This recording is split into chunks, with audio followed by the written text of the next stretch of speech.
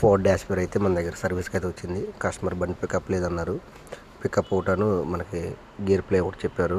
మనం అయితే సర్వీస్ చేసేటప్పుడు మొత్తం general service first of all బండికి ఏమేమి పోయినాయని చెక్ చేస్తాము.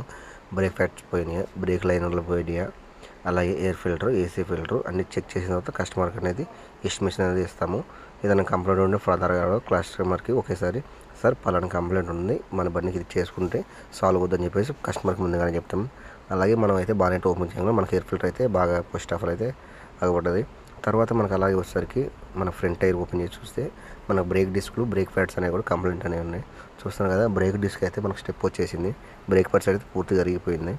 మనకి ఇంకో 500 నుంచి 200 కిలోమీటర్ల లోపు తిరుగుతాయి బ్రేక్ ప్యాడ్స్. అలాగే మనకి గేర్ ప్లే కూడా బాగా చెప్పారు. చూశారు కదా, గేర్ ప్లే అనేది చాలా బాగా ప్లే అనేది ఉంది. దానికి ఏంటంటే గేర్ కేబుల్స్ ఏం పోలేదు. గేర్ కన్సోల్ అనేది మనకి గేర్ బాక్స్ దగ్గర కూర్చొని సెట్టింగ్ అనేది అరిగిపోయింది. దానికి రబ్బర్ బుష్లు అనేవి వస్తాయి. ఆ రబ్బర్ బుష్లు పూర్తిగా అరిగిపోయినాయి.